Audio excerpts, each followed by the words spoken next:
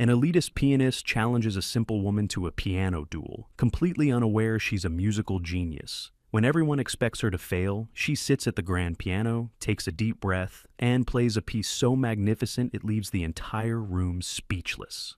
Claire Harper's fingers danced over the worn keys of the upright piano in her modest San Francisco apartment. Early morning sunlight filtered through the thin curtains, casting a warm glow over the small living room. At 35, Claire's auburn curls framed a face that carried both gentleness and determination in equal measure. She finished Chopin's Nocturne with a delicate flourish, then glanced at her watch. Already 8:30. She'd be late for work again. "Every single time," she muttered, closing the piano lid reluctantly. Claire's apartment sat in one of the older neighborhoods in San Francisco, where Victorian houses had been divided into affordable units. It wasn't much, but the landlord had allowed her to keep the old piano, which was all that mattered. She rushed to change from her comfortable home clothes into her uniform, the simple beige cardigan and black slacks required for her job at the Fillmore Music School, where she taught beginner piano to children. It wasn't the prestigious concert career she'd once dreamed of, but it kept her connected to music. 20 years ago, Claire had been a prodigy, trained at the San Francisco Conservatory, destined for greatness. The daughter of a single mother who had sacrificed everything for her daughter's education, Claire had been on track to become one of the greats. But then life happened. Her mother's illness, the mounting medical bills, and the difficult choice to pause her studies to care for the woman who had given her everything. By the time her mother passed away, Claire's savings were gone, and the momentum of her early career had dissipated. "Music is still music," her mother had told her in those final days. "Whether you play at Carnegie Hall or in our living room, it's what's in your heart that matters." Claire had carried those words with her, finding joy in teaching children, playing at small community events, and occasionally at the local church. The elite classical world that had once been within her reach now seemed a lifetime away. Outside, the San Francisco fog was beginning to burn off as Claire hurried down the street, coffee in hand. Her phone buzzed with a message from Sarah, her closest friend since childhood. "Don't forget about tonight. Symphony fundraiser. I got you that catering gig. Good money plus free access to the event. Wear something nice." Claire had almost forgotten. Sarah worked as an event coordinator for the San Francisco Symphony and had pulled strings to get Claire a job serving at tonight's exclusive fundraiser. The extra money would help with this month's rent. As she rode the bus to the music school, Claire thought about what "wear something nice" meant. Her wardrobe consisted mainly of practical, comfortable clothes.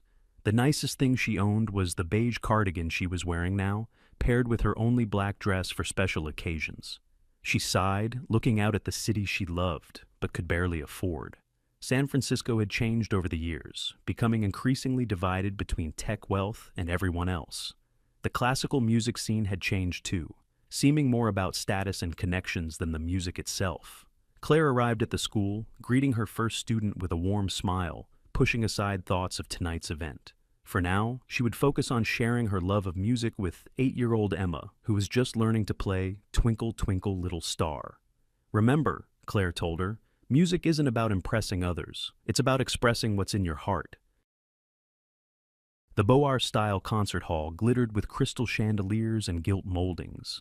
Women in designer gowns and men in tailored tuxedos mingled, champagne flutes in hand, their laughter mixing with the gentle notes from a string quartet in the corner. Claire felt painfully out of place in her simple black dress and beige cardigan as she balanced a tray of canapes. She'd pinned her auburn curls up in an attempt at elegance, but she knew she still looked like what she was, someone who didn't belong. "Remember to smile," the catering manager had instructed. "These people are giving thousands to the symphony tonight." Claire moved through the crowd, offering hors d'oeuvres and trying to blend into the background. Her eyes, however, kept drifting to the magnificent Steinway grand piano positioned at the center of the adjoining recital room. Its polished ebony surface gleamed under the lights, calling to her. "Quite the beast, isn't it?" a voice beside her remarked. Claire turned to find an elderly woman watching her with knowing eyes. "It's beautiful," Claire replied, unable to hide her admiration. "You play?" the woman asked. "I used to. Now I just teach," Claire answered with a small smile. "What a shame," the woman said, her tone genuine. "I'm Eleanor Winters, by the way, board member." "Claire Harper," she responded, surprised at the introduction and just the help tonight. Eleanor chuckled. Music doesn't care about job titles, my dear. Their conversation was interrupted by the arrival of a group of conservatory students, led by a tall man with perfectly coiffed hair and an air of cultivated superiority. Victor Reynolds, the youngest piano department chair in the San Francisco Conservatory's history, and the evening's featured performer. "Ah, Eleanor," he greeted, kissing the elderly woman's cheek. "I've been looking for you. I wanted to discuss the program changes." His eyes briefly landed on Claire, dismissing her instantly as staff. He plucked a canapé from her tray without acknowledging her presence. "Victor, this is Claire Harper," Eleanor said pointedly. "She's a pianist as well." Victor's eyebrows rose slightly. "Is that so? Professional?" "I teach beginners," Claire answered, feeling heat rise to her cheeks. Victor smiled thinly. "How charming. Always good to have people introducing the basics to children." One of his students snickered, and Claire fought the urge to shrink into herself. "Not everyone can handle the rigors of true classical training," Victor continued. "It takes a certain caliber of musician." Claire knew she should stay quiet, just nod and move on. But something, perhaps Eleanor's encouraging presence or the dismissive tone in Victor's voice, made her speak. "True musical understanding goes beyond technical training," she said quietly. Victor's smile froze. "Excuse me? I just mean that technique without heart is empty," Claire elaborated, immediately regretting her words. Victor's expression hardened. "An interesting perspective from someone serving appetizers. Tell me, where did you study?" "I was at the conservatory, actually," Claire replied. "Years ago." "Were you?" His tone was laced with doubt. "And yet, here you are. Well, I suppose that illustrates my point perfectly." Eleanor's expression darkened. "Victor—" "No, it's fine," Claire interjected. "I should get back to work." As she turned to leave, Victor called after her. "You know, we'll be having an impromptu performance session after the formal program. Staff are welcome to observe from the back, if you'd like to see what heart combined with actual skill looks like." Claire could feel the stares of the wealthy patrons, the students, the other staff. She nodded stiffly and moved away, her face burning with humiliation. "Don't let him get to you," Eleanor whispered as she passed. "That man's talent is overshadowed only by his ego." But the damage was done. Claire spent the next hour serving drinks, the weight of Victor's dismissal heavy on her shoulders.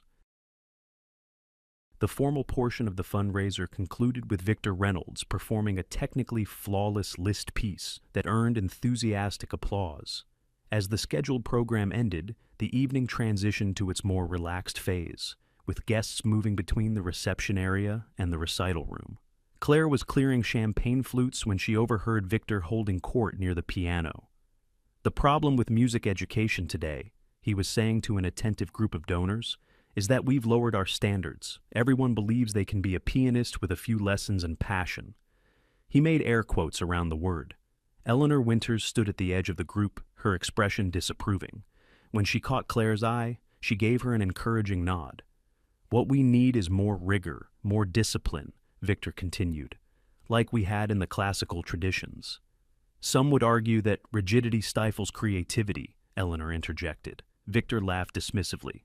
"Creativity without foundation is just noise, Eleanor. You need to master the rules before you can break them." The conversation might have continued along these academic lines had the catering manager not approached Claire at that moment. "We're short on staff for the cleanup. Can you stay an extra hour?" he asked, loudly enough to interrupt the nearby discussion. All eyes turned to Claire. She nodded, acutely aware of the attention. "Ah, our pianist turned server," Victor said with a smile that didn't reach his eyes. "Tell me, what was your perspective on Liszt's Hungarian Rhapsody? As a former student of the conservatory, surely you have some insight." The challenge in his voice was unmistakable. The room seemed to hold its breath as Claire carefully set down her tray. "It was technically perfect," she said. Victor's smile widened. "Thank you." "But it lacked heart," Claire finished quietly. A shocked murmur ran through the assembled guests. Victor's expression darkened. "Heart," he repeated. "That nebulous quality amateurs cling to when they can't master technique." Claire knew she should stop, apologize, and return to work. but something about Victor's smug certainty ignited a spark of defiance she hadn't felt in years. "Music isn't just about playing notes correctly," she said. "It's about making them mean something." Victor's eyes narrowed. "Easy to critique from the sidelines, isn't it? Why don't you show us this heart you keep mentioning?" He gestured toward the Steinway, a provocative smile playing on his lips. "I'm working," Claire said, glancing at her catering manager, who looked mortified. "I'm sure your employer would excuse you for a moment of cultural education," Victor pressed. "Unless, of course, you're all talk." Eleanor stepped forward. "Victor, that's enough." But he was on a roll now, playing to the audience. "One piece, your choice. Show us this emotional quality that apparently my playing lacks." The challenge hung in the air. Claire felt trapped, cornered by her own words and Victor's manipulation. She glanced around the room, at the wealthy patrons watching with curious amusement, at Victor's students snickering behind their hands, at Eleanor's concerned expression. "I don't think," Claire began. "Just as I thought," Victor interrupted smoothly. "It's always easier to criticize than to perform. Perhaps stick to teaching chopsticks to children." That did it. The dismissive way he referenced her students, the children who approached music with pure joy and open hearts, broke something loose inside Claire. "One piece," she said, her voice steadier than she felt. Victor looked surprised, then pleased, like a cat that had cornered a mouse. "Excellent. Let's see what serving canapés has done for your conservatory training." As Claire moved toward the piano, her catering manager caught her arm. "What are you doing?" he hissed. "You're here to work, not perform." "It'll just take a minute," Claire promised, though she wasn't sure if she'd have a job afterward. The crowd parted, creating a path to the magnificent Steinway. Claire felt every eye on her as she approached, her simple black dress and beige cardigan, standing out starkly against the evening gowns and tuxedos. Standing before the gleaming Steinway, Claire suddenly felt the weight of the moment. What was she doing? She hadn't performed in public for years, certainly not on an instrument of this caliber, and definitely not in front of San Francisco's musical elite. Her hands trembled slightly as she adjusted the bench. This was madness. She should apologize, make an excuse, and go back to serving drinks. One disparaging comment from Victor Reynolds wasn't worth risking her job or subjecting herself to public humiliation. Victor stood nearby, arms crossed, a satisfied smirk on his face. He'd orchestrated this perfectly. Either she would refuse and prove his point about amateur critics, or she would play and likely embarrass herself after years away from serious performance. "Any day now," he said, checking his watch with exaggerated patience. Claire's fingers hovered above the keys. What piece should she even play? Her mind raced through possibilities. Something technically impressive to challenge Victor's assumptions. Something emotionally rich to demonstrate her point about heart. A memory surfaced, her mother sitting beside her on their old piano bench, placing her small hands on the keys. Music is a conversation, Claire. It's not about showing off, it's about saying something true. Claire glanced up and caught Eleanor's encouraging smile from across the room. Beside her stood Sarah, Claire's friend who had gotten her this catering job, looking both worried and curious. "Ms. Harper is having second thoughts, it seems," Victor announced to the room. "Perfectly understandable. Performance anxiety affects many former students." Former students. The word stung. Claire had never stopped being a musician just because life had forced her from the path she'd once imagined. She thought of her students, Emma struggling through her first recital, 6-year-old Marcus beaming with pride after mastering a simple melody, teenagers finding refuge in music during difficult times. She taught them that music was about courage and expression, not perfection. What kind of teacher would she be if she couldn't follow her own advice? Claire straightened her shoulders and placed her hands on the keys. The cool ivory beneath her fingertips felt like coming home. She closed her eyes for just a moment, centering herself. "Actually," she said quietly, "I was just deciding what to play."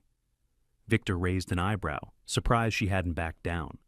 "Something with heart, I presume?" he said, his tone mocking. Claire nodded, a calm settling over her. "Exactly." She took a deep breath, blocking out the murmurs of the crowd, the opulent surroundings, Victor's judgmental stare. In this moment, it was just her and the piano, the relationship that had sustained her through everything. Her hesitation dissolved into resolve. If this was to be her one moment back in the world she'd once belonged to, she would make it count. The room fell silent as Claire's decision crystallized. She would play Debussy's Clair de Lune, not the most technically challenging piece, but one that required sensitivity and emotional depth, one that spoke to her own journey from brightness through shadow and back to light.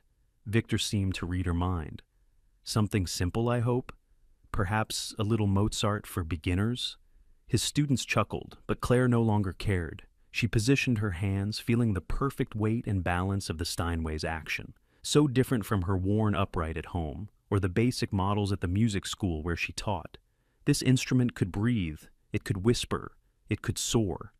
"I'll be playing Debussy," she announced, her voice carrying clearly through the room. Victor smirked. "Clair de Lune, I presume? A bit cliché, don't you think?" Claire didn't respond. She didn't need to. Instead, she began to play. The first notes emerged, delicate as moonlight on water.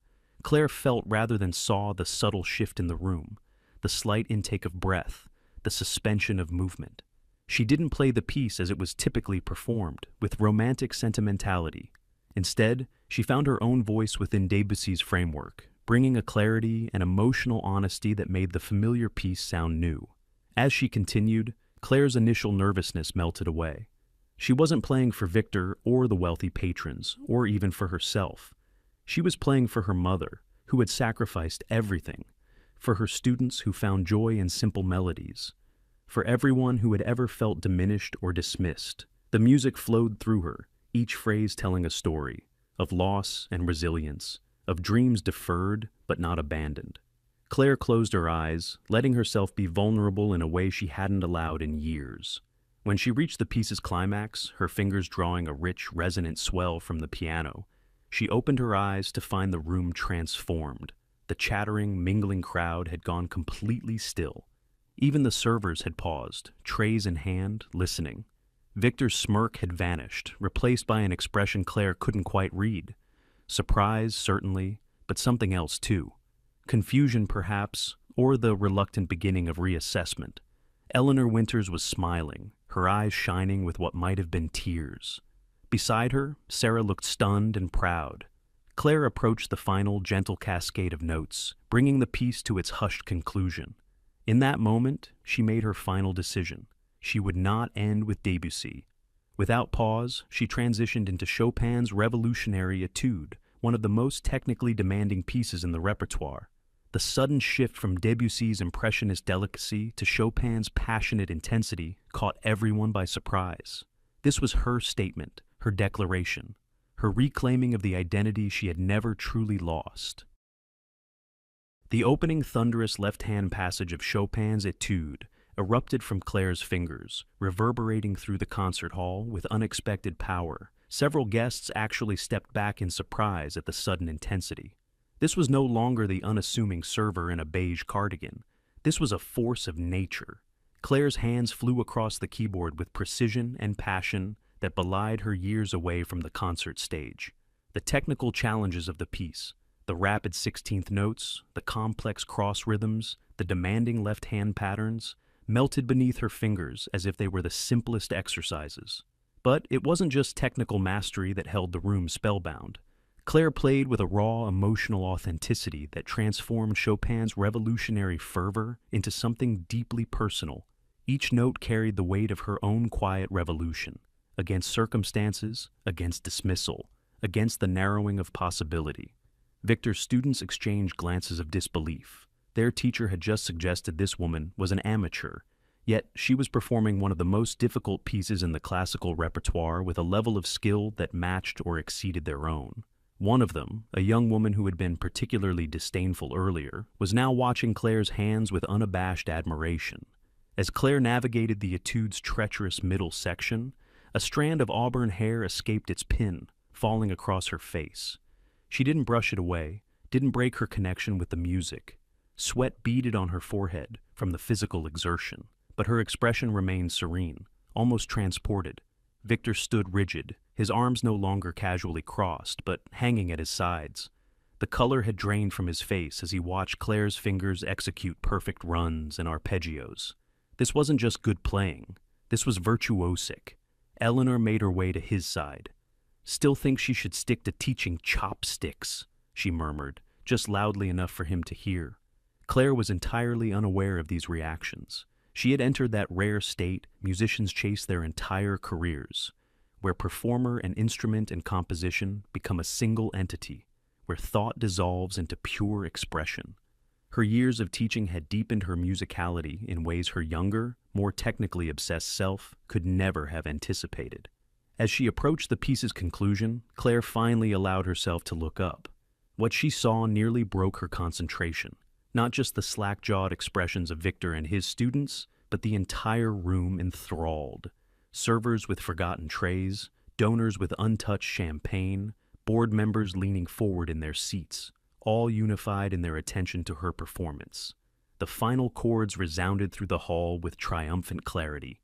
Claire released the last note and lifted her hands from the keyboard, the sound lingering in the perfect acoustics of the space. For one heartbeat, there was absolute silence. Then the room erupted. Applause crashed like a wave, startling in its suddenness and intensity. People rose to their feet, abandoning any pretense of aristocratic reserve. Someone shouted, "Bravo!" from the back, setting off a chain of similar exclamations.